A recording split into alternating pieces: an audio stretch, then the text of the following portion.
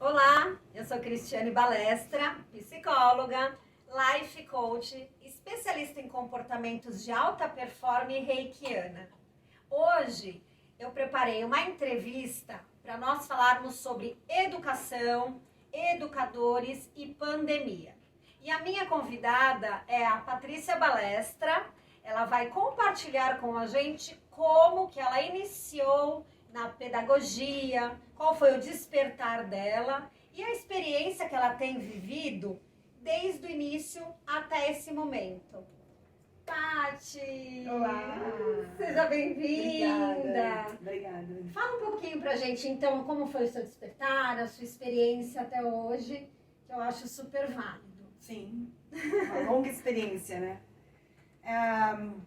Eu iniciei há 22 anos, exatamente, a conta da minha filha, a idade da minha filha mais velha, quando eu passei da área da educação física, que é a minha primeira formação, e fui para a área da pedagogia, já pensando nesse meu lado materno, né?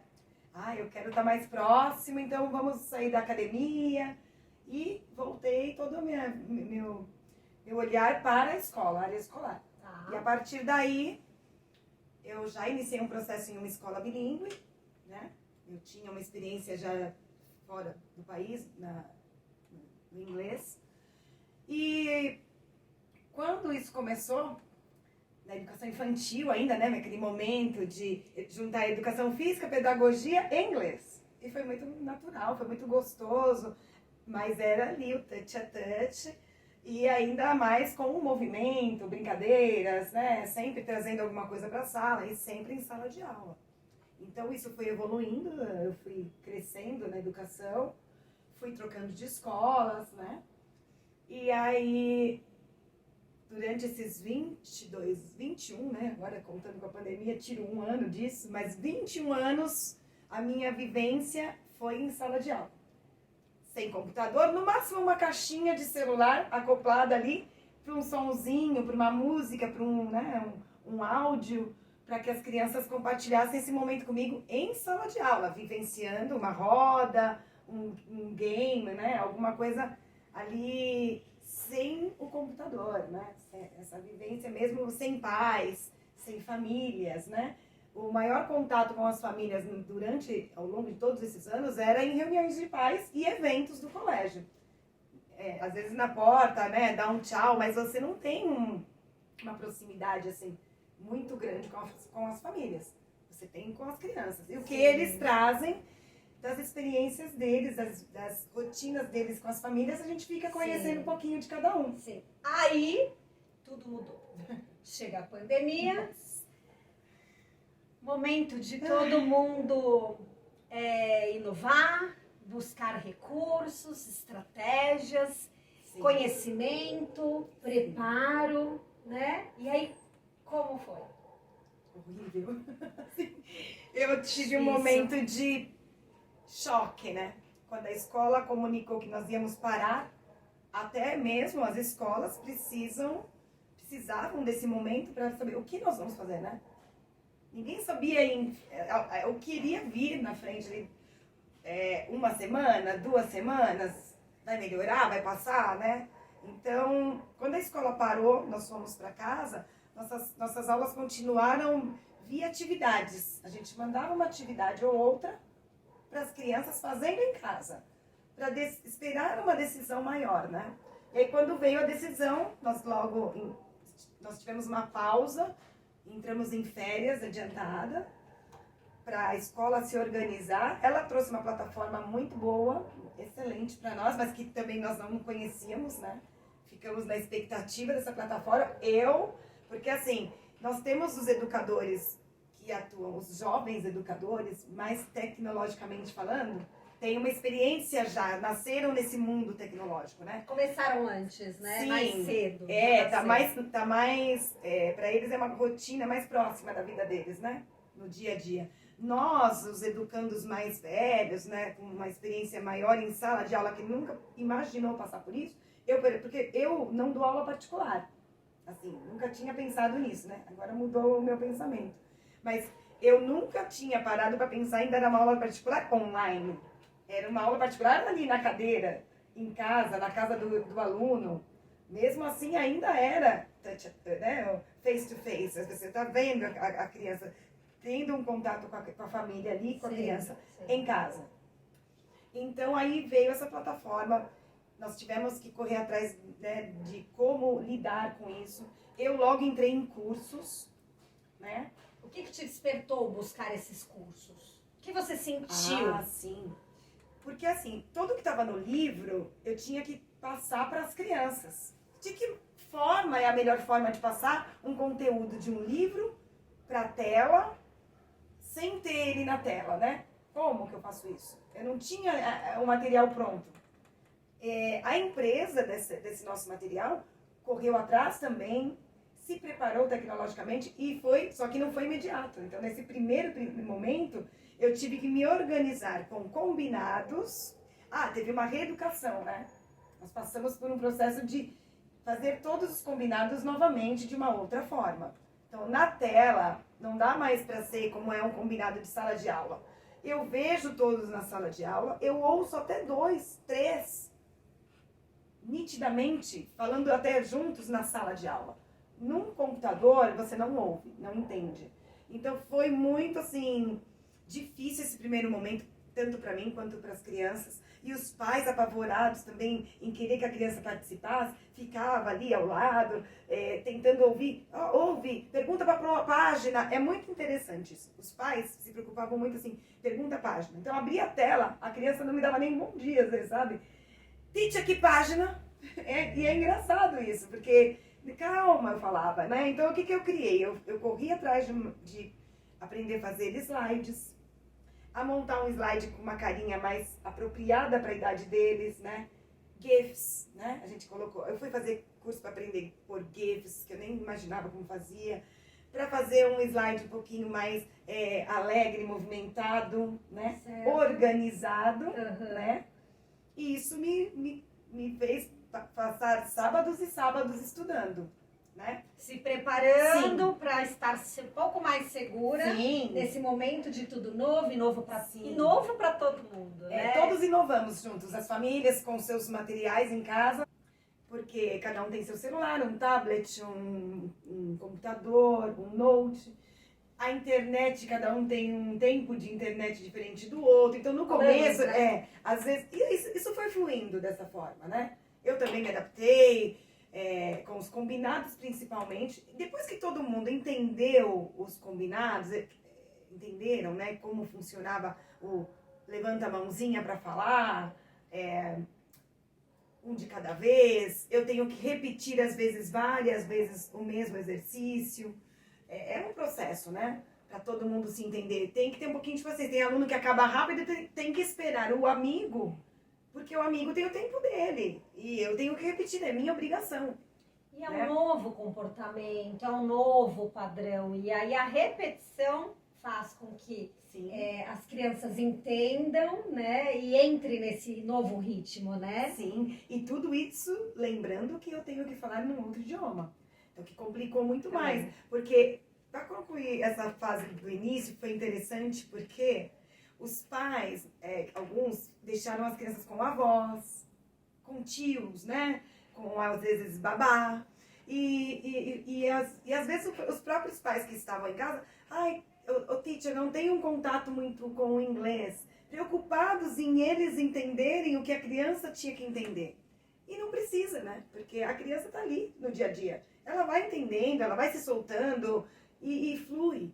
Mas era interessante no início a preocupação deles em querer entender também. Então era engraçado, eu tinha que dar uma aula meio que preocupada em também o pai entender o que eu estava dizendo. Sim, e até puxando esse gancho, como é que ficou a relação? Professores, né, educadores, famílias, nesse novo... Porque há uma insegurança, uma angústia dessas famílias em querer dar conta, né? Sim. Dar o melhor de cada um. E entrando no bilinguismo ainda, né? Nossa, foi. E assim, é interessante porque depois passou um tempo, mãe dançando com o aluno, todo mundo já conhece as músicas, assim, as avós, as mães, elas conhecem as músicas. É muito engraçado. Eles cantam e tem aluno que fala que canta com o pai no carro e as avós falavam, ô teacher, tô adorando, sabe? Aqui em casa a gente já conhece. E teve algumas situações de avós mesmo me falando, olha, eu tô relembrando as minhas aulas de infância. Né? Então começou a sair daquele momento de tensão, tanto minha quanto das crianças. Eu fui relaxando.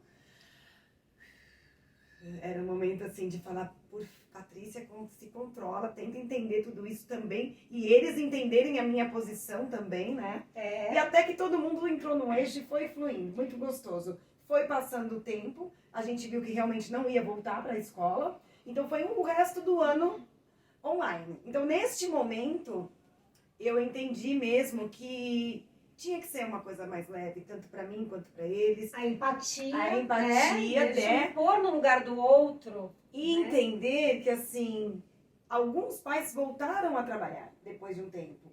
E aí a preocupação do pai e da mãe de estar o dia inteiro no trabalho, o filho no online, e eles não conseguirem acompanhar. E aí eu fui, nossa, olha, o meu contato com os pais, pelo menos da minha parte, não tem horário. Eu não limitei um horário para deixá-los à vontade em falar comigo. Porque às vezes tem pai que está o dia inteiro fora. Ele consegue me mandar uma mensagem 8 horas da noite.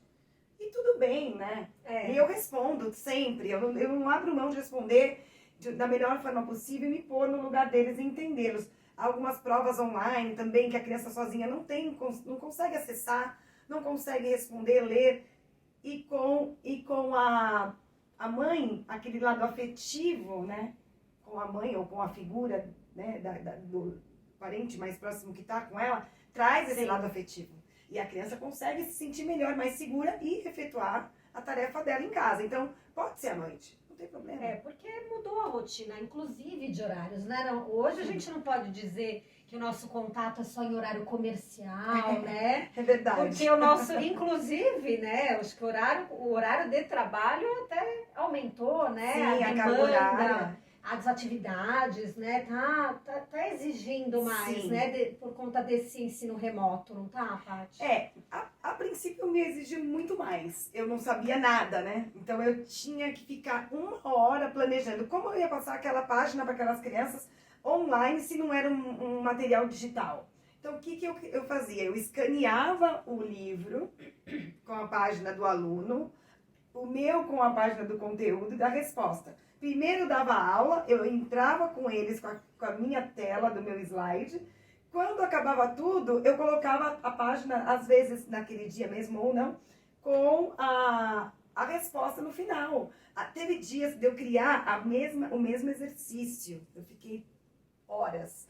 E eu consegui linkar e fazer que as imagens aparecessem por etapa ali no slide, nas apresentações. Mas para eu descobrir tudo isso, nossa, eu sofria assim. Eu falava, nossa, mas vai dar certo. E dava certo. E depois você descobriu caminhos mais curtos, Sim, que otimizaram o seu tempo, o seu trabalho. Os cursos que eu fiz à parte, né, me trouxeram muitas ferramentas que me ajudaram muito.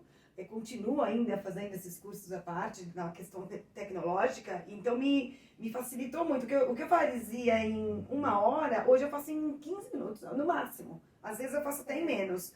E também a própria empresa do nosso material, que eu disse no princípio, né, da pandemia, ela correu atrás de recursos também. Ela digitalizou o nosso material. Isso nos facilitou, assim, é um portal do aluno que nós temos e eu agora consigo, durante a aula, eu não preciso mais escanear nada. Eu abro esse portal e nós acompanhamos os exercícios online.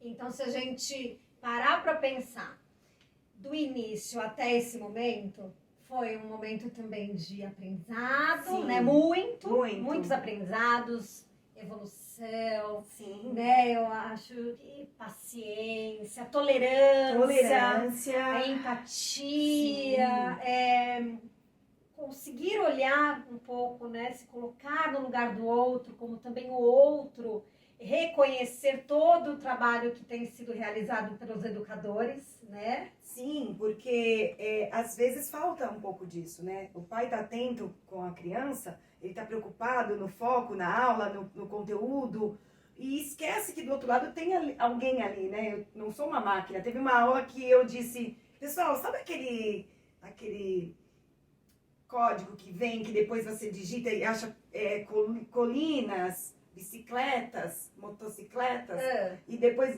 vem uma frase, né? Eu não sou um robô. Sim, Eu utilizei um dia esse exemplo, porque eu disse, eu não sou um robô. Eu também preciso de um tempo, eu preciso ir ao banheiro, eu preciso beber uma água, eu preciso mudar de computador, eu preciso, né, assim, mudar de computador, mudar de compartilhamento. Isso foi muito engraçado, eu compartilhava às vezes, mas não estava compartilhando. Eu me lembro um dia, uma história engraçada, logo na primeira semana que nós pegamos a plataforma, nós tivemos um curso, mas foi tudo muito intenso, né? Uma coisinha que a gente não pega, a gente se vê perdido na hora, todos os pais te olhando, as crianças te auxiliando, te ajudando a achar o botão, e você não acha o botão. Porque assim, você tá tenso, você tá preocupado, então era um botão que me abria o áudio. Quando eu compartilhava um vídeo do YouTube com uma música, eu precisava desse áudio. Era um botão, gente, na minha cara. Era um botão pequenininho escrito ali, liberar áudio. Mas a atenção das crianças me falando, teacher, abre aqui, peraí que eu vou... É um desafio do momento, né? Todo mundo na expectativa, sim, né? Alguns pais assim, até meio incomodados, ou outros querendo me ajudar, outros bravos, assim, não vai sair esse áudio. E cada um reagindo da forma como conseguia administrar naquele momento, e você da sua forma. Nossa, eu fiquei assim muito desesperada, porque foi um dia inteiro sem áudio. Tudo que eu coloquei só tinha o visual. E eu ali, e eu atrás. Não, tudo bem, pessoal, eu vou resolver. À noite, entrei numa sala e pedi para as professoras me auxiliarem. E nós tivemos uma reunião nesse dia que eu me lembro. Eu chorei, porque o botão estava tão nítido para mim, era uma coisa tão simples. E eu caí em lágrimas, assim, que eu disse, poxa, eu passei o dia procurando esse botão. E aí eu acho que a gente pode até usar como exemplo essa história, né, de um botãozinho e o que a gente cria, né, como está o nosso estado emocional em administrar com um novo, com uma pressão, com uma expectativa de não querer desapontar quem está do outro lado, né? Como que a professora não sabe onde está o botão, né?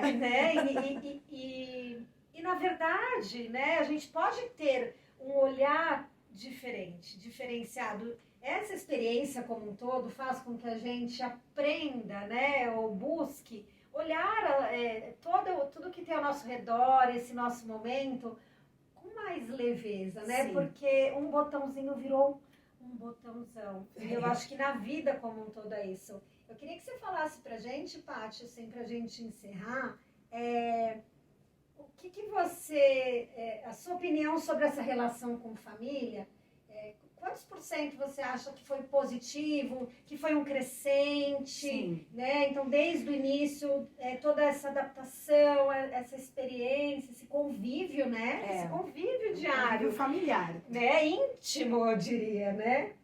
E como é que hoje você pode compartilhar com a gente, né, esse cenário? Então, é o que eu disse, né? Foi um começo tumultuado por ambos os lados, porém todo mundo foi entendendo o que estava acontecendo e como isso se prorrogou por um ano e vem ainda acontecendo, a nossa proximidade ficou muito maior, né? Nossa reunião de pais de fechamento de ano foi uma das mais emocionantes da minha vida. Onde eu olhava para a mãe, quando a mãe abria a tela, que eu sabia a mãe de quem era, e se eu tô falando, eu tô ficando emocionada, porque assim, eu chorava de falar, nossa, essa criança evoluiu tanto. Porque também teve um lado bom, olha que interessante, alunos que na classe tinham um amigo para falar, tinha uma coisa para se distrair, né, levanta, senta, vai, volta. Mas na sala ali da casa dele, que a mãe estava ali presente, né, todos os dias, teve mãe que ficou ali, olha, eu sei que ele é agitado, pensando, né, eu pensei, é melhor eu ficar próximo. E a criança teve uma evolução, assim, de comportamental, ela amadureceu. Então eu vi a evolução das crianças mudarem, amadurecerem, entenderem todo esse processo, me ajudarem, sabe? E as mães ali, e elas são... Eu parabenizei todas as mães e vós, né, avós, todos que estiveram ao lado, as babás, quem fosse, porque foi realmente uma evolução muito nítida para mim, de empatia. Essa porcentagem, eu acredito que, assim, do começo pro final, hoje, é o que eu digo, sinceramente, que chega ali, que é quase 100% de acolhimento. Olha, que incrível, né? Até os pais que estavam mais, assim, com o pé atrás de tudo isso, que achavam que as crianças não iam conseguir aprender e nada, sentiram essa diferença. Eles aprenderam. E eu falo isso, eu sou uma pessoa, assim, que eu gosto da disciplina, mas eu também falo muito todos os dias para eles, vocês são demais. Sabe, eu motivo eles a estarem ali. Eu tenho uma classe, graças a Deus, de tela aberta com muitos alunos online. Eu tenho 1 ou 2 que às vezes dão escape, tá? E quando eu chamo, entra. Então eu não tenho uma queda de participação. Pelo contrário, eu tive um ganho. Esse ano eu achei que aumentou muito mais a participação de alunos que o ano passado, por um motivo ou outro, não entravam todas as vezes na aula durante a semana. Porque no programa bilíngue nós damos aulas de segunda a sexta. Então não é uma aula ou 2 por semana de inglês, né? São todos os dias. É uma né? rotina diária que vem com conteúdo e ele vai trazendo, ele vai evoluindo no material, né? Sim. Vocabulário, frases, né? E tudo isso. E eles aprenderam. E isso para mim assim, é o que é mais gratificante em todo esse momento da pandemia. Eu evoluí, eles evoluíram. Eu aprendi, eles aprenderam, eu inovei, eles inovaram, né? Então foi assim, foi junto, nós fomos crescendo junto. Positivo. E aí hoje, agora, nós estamos numa fase para concluir esse ano. Esse ano mudou, né? Esse ano nós estamos nessa fase de alternar presencial e online. Presencial, online. Dividiram as turmas, eles estão indo. E também... Isso tem um outro lado, é uma readaptação. Porque agora eu estou dando uma aula... Novo de novo. Novo de novo. Nós saímos de uma aula, onde eu não sou professora regular, né, da classe. Eu sou a professora que entro e saio turma por turma. E nesse entrar e sair, eu tenho que ter um computador. Então começa tudo de novo. Eu tenho que tirar o computador, desconectar toda a aula... procurar a outra turma, conectar todo o computador, a aula, os cabos, entrar na internet, rotear a aula e começar novamente. E é engraçado que às vezes tem aluno que fala, "Ô, teacher, por que você demorou tanto?" E isso me levou só mais ou menos quase uns 10 minutos um dia.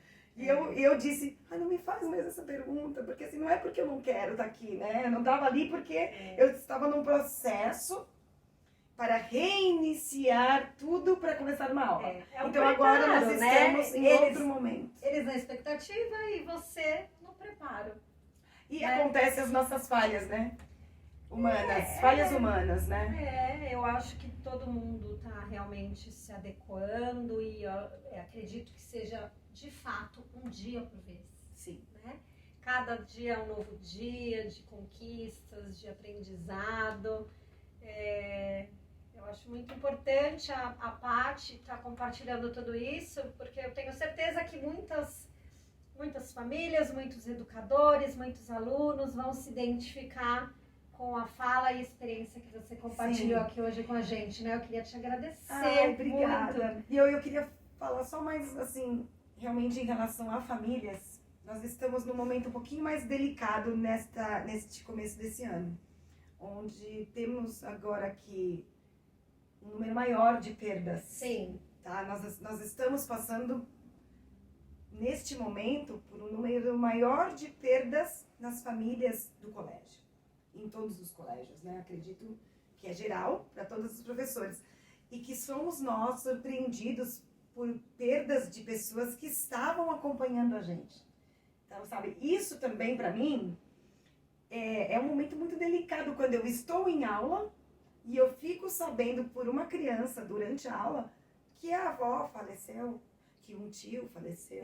Que você viu na semana passada. Que estava online com a gente. Que hoje já não... Né? Que pertencia àquele nosso núcleo ali. O núcleo, né? Familiar. Que já fazia parte da aula, passava por nós, né? Ligava ali o computador, estava em contato com a gente. E então, estamos também tendo que lidar com isso.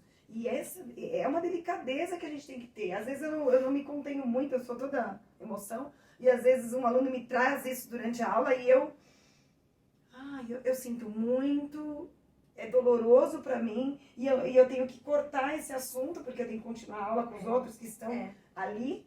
Eu acho que é voltar para o foco principal, que é o conteúdo de aula, né? E é difícil. Mas antes disso, são todos seres humanos. Sim. Né? E como ter essa plasticidade até quanto eu posso, eu ouço, Isso, né? é Eu acolho e depois eu volto pro conteúdo, né? Parece às vezes que a gente está sendo rude, né? Eu me sinto às vezes assim, eu preciso cortar esse momento.